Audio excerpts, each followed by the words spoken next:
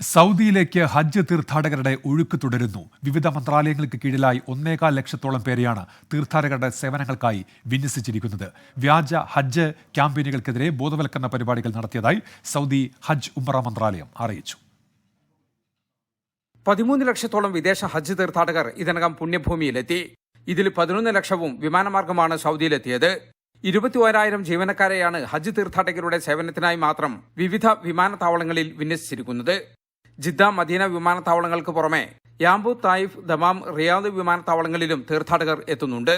14 ലക്ഷം വിദേശ തീർത്ഥാടകർ വിമാനമാർഗം സൗദിയിലെത്തുമെന്നാണ് റിപ്പോർട്ട്. അതേസമയം ഹജ്ജ് ആരാധനയാണെന്നും രാഷ്ട്രീയ മുദ്രാവാക്യങ്ങൾ ഹജ്ജ് വേളയിൽ പാടില്ലെന്നും സൗദി ഹജ്ജ് ഉംറ മന്ത്രി ഡോക്ടർ തൗഫീഖ് അൽ റബി തീർത്ഥാടകരെ ഓർമ്മിപ്പിച്ചു.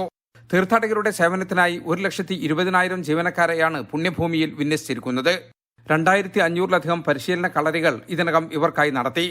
ഹജ്ജ് നിയമലംഘനങ്ങൾ തടയാൻ 20-ലധികം രാജ്യങ്ങളിൽ ഹജ്ജ് ഉംറ മന്ത്രാലയം ക്യാമ്പയിൻ നടത്തി. വ്യാജ ഹജ്ജ് സർവീസ് ഏജൻസികളെയും വെബ്സൈറ്റുകളെയും കരുതിയിരിക്കണമെന്നാണ് മുന്നറിയിപ്പ്. അനുമതിപത്രമില്ലാതെ ഹജ്ജില്ല എന്ന പേരിൽ സൗദിയിലും ക്യാമ്പയിൻ നടത്തുന്നുണ്ട്. വ്യാജ ഹജ്ജ് ക്യാമ്പയിനുകൾ നടത്തിയ നിരവധി സ്വദേശികളും വിദേശികളും പിടിയിലായി. അനധികൃതമായി ഹജ്ജിന് ശ്രമിച്ചാൽ 10,000 റിയാലും ഇവർക്ക് യാത്രാസഹായം നൽകിയാൽ 50,000 റിയാലും പിഴ ചുമത്തുമെന്നാണ് മുന്നറിയിപ്പ്. കൂടാതെ തടവും നാടുകടത്തലും പിന്നീട് സൗദിയിൽ പ്രവേശിക്കുന്നതിന് വിലക്കുമുണ്ടാകും. ഹജ്ജ് ബോധവൽക്കരണവുമായി ബന്ധപ്പെട്ട് 3.5 കോടി SMS ആണ് മതകാര്യ മന്ത്രാലയം ഇതിനകം അയച്ചത്.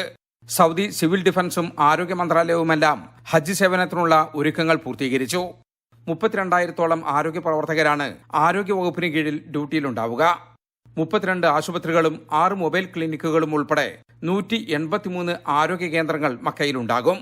ജലീൽ കണമംഗലം, 24 ജിദ്ദ.